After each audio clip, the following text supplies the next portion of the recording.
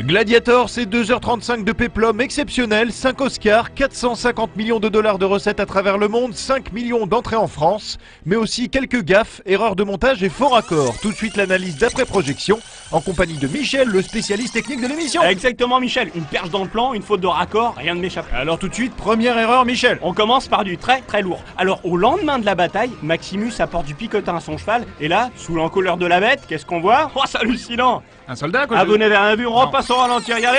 Un technicien en Oh jean. c'est pas vrai Michel. C'est hallucinant! Non, mais vous en avez d'autres comme ça Michel? Ah ouais, ils sont légion Oh Michel! très bon, Légion romaine. Regardez là par exemple ce technicien en t-shirt blanc, qu'est-ce qu'il fait là à côté de la caméra? Il fait rien en plus!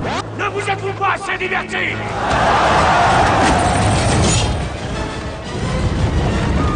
Et là c'est à peine croyable! Bah quoi? Vous n'avez rien vu cher ami, regardez les chaussures du technicien dans le char! En même temps vous voulez qu'il se mette tout. C'est pas une raison!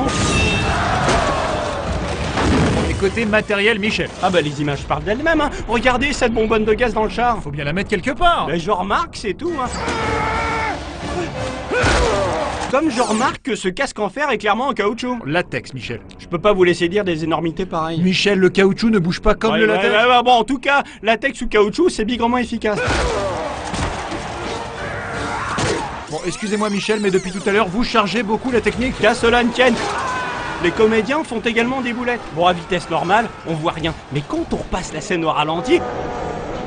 Regardez ce barbare. Où ça, je Au milieu des Romains. En plus, il est mort de rire, le bougre. Bon, en même temps, Michel, un mauvais élève sur des centaines de figurants, c'est pardonnable. Et là, regardez, Russell Crowe, il tombe, il est bien amoché. Vous trouvez pas ça bizarre qu'il rabatte son bras? Non, mais c'est parce qu'il sait que l'actrice doit venir s'agenouiller à côté de lui.